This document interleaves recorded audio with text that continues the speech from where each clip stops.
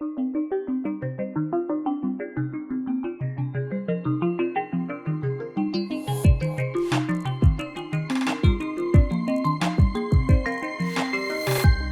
sommes aujourd'hui dans un contexte de forte dégradation environnementale, associée à une dégradation de la qualité de l'air, que l'on doit notamment à la pollution atmosphérique. Cette pollution atmosphérique génère des effets extrêmement néfastes, à la fois sur la santé et sur l'environnement, et des coûts extrêmement significatifs pour l'ensemble de la société. Alors, les comportements des individus et les modes de vie sont devenus des enjeux clés de la transition écologique.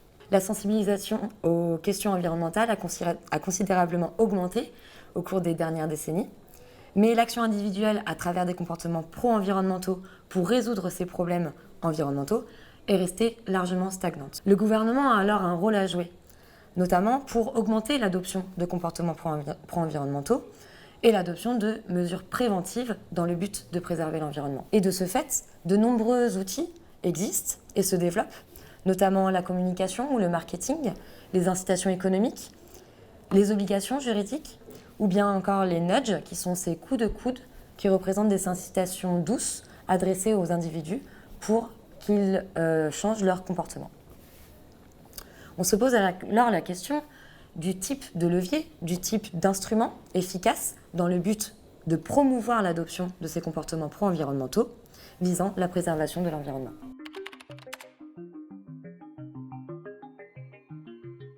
De plus en plus, l'économie comportementale et expérimentale est utilisée pour étudier et comprendre les comportements des agents économiques et ainsi guider à la mise en place de politiques publiques efficaces. L'économie comportementale et expérimentale, c'est une science qui est en développement, qui a été récompensée en 2002 par deux lauréats du prix Nobel d'économie, Smith et Kahneman, qui permet de reproduire en laboratoire, avec des participants, des situations de prise de décision individuelle ou collective. À travers une approche théorique et expérimentale, notre étude s'est basée sur une adaptation du très célèbre jeu du bien public, le Public Good Game, et nous avons pu étudier l'arbitrage entre entreprendre des actions pour protéger sa santé individuelle ou bien entreprendre des actions pour protéger l'environnement et contribuer à la préservation du bien public. Et ce, lorsque différents types de messages sont adressés aux individus. Nous cherchons alors à répondre à deux principales questions de recherche. La première, les individus sont-ils disposés à se coordonner afin de maintenir un niveau de bien public existant ou bien à adopter des actions privées pour se protéger contre le risque lié à la pollution atmosphérique? La deuxième étant, est-ce que l'envoi de différents types de messages impacte les décisions d'investissement des individus?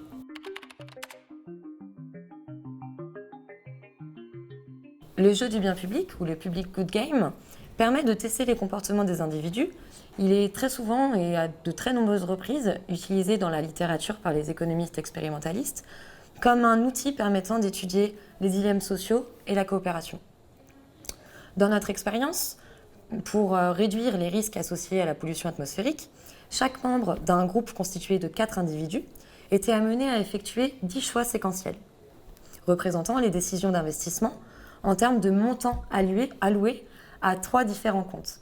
Le premier compte représente le compte privé, qui représente des actions individuelles permettant de se protéger contre la pollution atmosphérique. Il s'agit alors du processus d'adaptation, et on retrouve par exemple des actions comme acheter un purificateur d'air ou bien décider de porter un masque. On peut décider d'investir dans le compte numéro 2, qui correspond au processus d'atténuation, et ici on retrouvera des actions qui permettent une réduction des émissions de gaz à effet de serre et ainsi une protection du bien public, une préservation de l'environnement. Il s'agit par exemple d'actions telles que décider de conduire moins en privilégiant les transports en commun ou bien le covoiturage ou bien décider de réduire sa consommation d'électricité. Enfin, les individus pouvaient également décider de contribuer au compte 3 qui représente simplement un compte épargne. L'originalité de notre étude provient des différents traitements que nous avons mis en œuvre dans notre expérience. Nous avons introduit différents types de messages que nous avons adressés à nos individus, à nos participants, avec des images associées qui fournissent à la fois de l'information et de l'émotion aux individus lors de leur prise de décision.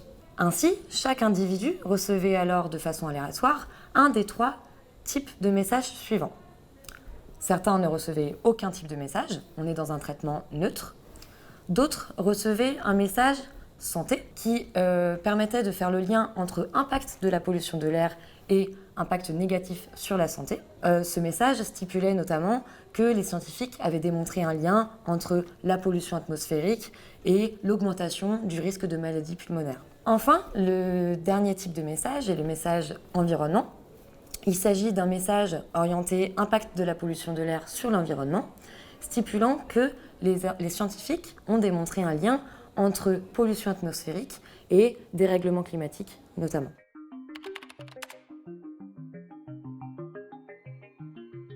Concernant les résultats phares de notre étude, nous avons dans un premier temps mis en œuvre un traitement statistique qui nous a permis de démontrer certains résultats préliminaires intéressants. On retrouve alors des résultats qui corroborent avec la littérature existante sur le jeu du bien public, notamment une contribution au bien public qui est positive mais qui décroît au fil des périodes. Et on voit également en termes d'impact du message que des messages orientés santé auraient tendance à déclencher une volonté de contribuer au bien public, tandis que des messages orientés environnement auraient tendance à augmenter le montant investi dans ce bien public. Et quand il n'y a pas de message, on est dans le cadre d'un traitement neutre, il y a à la fois plus de freeriders, donc plus de passagers clandestins, c'est-à-dire ces personnes qui ne contribuent pas au bien public, mais qui pour autant bénéficient de la contribution des autres. On observe également, dans le cas où il n'y a pas de message, une contribution moyenne plus faible à ce bien public. À ce stade, on observe déjà une certaine complémentarité des messages à adresser dans le but d'augmenter à la fois le niveau de participation à la préservation de l'environnement, mais également le montant, c'est-à-dire le niveau d'effort investi par nos participants, nos individus. Ensuite, le traitement économétrique nous a permis d'étudier l'effet de la présence, de l'existence d'un message et également d'analyser l'effet du type de message, qu'il soit orienté environnement ou santé. On remarque alors que l'existence d'un message augmente la contribution au bien public. Donc on est dans le cadre où notre message a bien l'effet escompté, c'est-à-dire l'augmentation des comportements pro-environnementaux. On remarque ensuite un peu plus dans les détails que les messages orientés environnement auraient tendance à augmenter significativement la contribution au bien public. En revanche, on remarque que nos messages orientés santé auraient tendance à augmenter l'épargne de précaution avec des individus qui souhaiteraient garder leur dotation en anticipant des besoins pour le futur.